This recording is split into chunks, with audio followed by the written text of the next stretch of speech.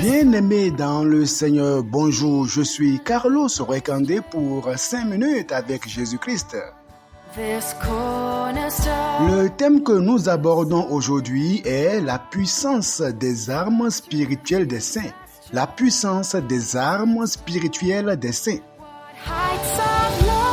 2 Corinthiens chapitre 10 au verset 4. Car les armes avec lesquelles nous combattons ne sont pas charnelles, mais elles sont puissantes par la vertu de Dieu pour renverser des forteresses.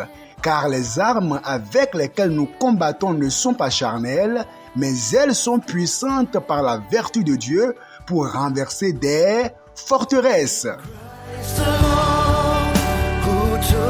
Physiquement, une forteresse est un lieu fortifié qui est sécurisé de l'incursion des ennemis qui cherchent à capturer leur cible. Mais en termes spirituels, c'est un lieu où se développe un groupe particulier, une activité, un ensemble d'opinions ou de dogmes contre l'évangile. Des personnes donc qui se réunissent pour aller contre l'évangile. La forteresse maintient, pour la plupart du temps, des captifs qu'elle prive de liberté et les maintient dans la servitude. Le diable construit souvent des forteresses invisibles de la culture, des traditions, de la philosophie ou des religions autour de quelques captifs pécheurs, soit contre leur volonté, avec leur consentement ou à la suite d'une alliance conclue avec leurs représentants, morts ou vivants. Mais la vérité cependant est que les saints de Dieu peuvent résister à n'importe quelle ruse du diable en lui brandissant les 7 armes de Dieu.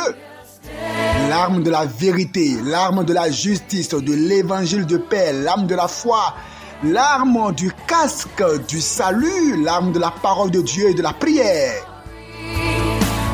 En outre, le jeûne et la prière, les louanges, le sang de l'agneau, le nom de Jésus sont des armes infaillibles à la disposition du juste. Éphésiens chapitre 6, verset 10 à 18, nous en dit long.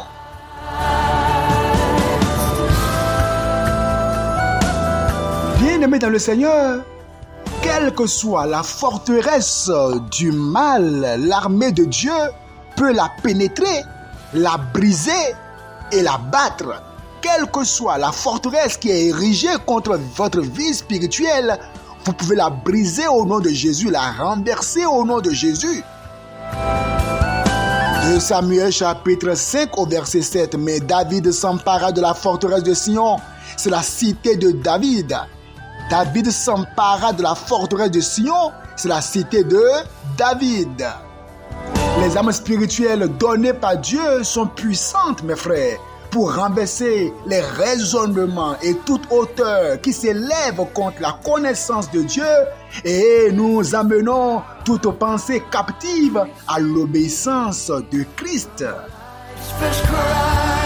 Frères et sœurs dans le Seigneur, vous n'êtes pas sans savoir qu'il existe des imaginations, c'est-à-dire des pensées qui sont contraires au plan et au but de Dieu, des choses et des personnalités qui assument des positions au-dessus de la parole de Dieu et qui cherchent à neutraliser la connaissance de Dieu, à la réduire ou à l'empêcher de porter des fruits par la propagation de l'évangile. Nous avons le pouvoir en tant que chrétiens de prier et de briser les forteresses qui vont contre l'évangile.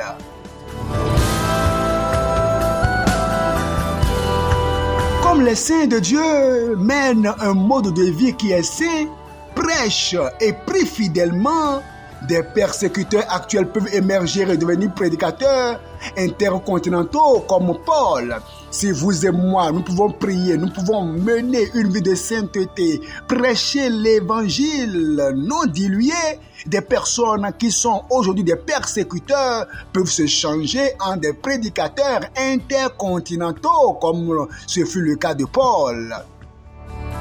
Les armes de Dieu sont également capables de punir les faux docteurs, quels qu'ils soient, qui désobéissent à l'évangile et en divers lieux. Vers 2 Corinthiens 10:6, nous sommes prêts aussi à punir toute désobéissance lorsque votre obéissance sera complète.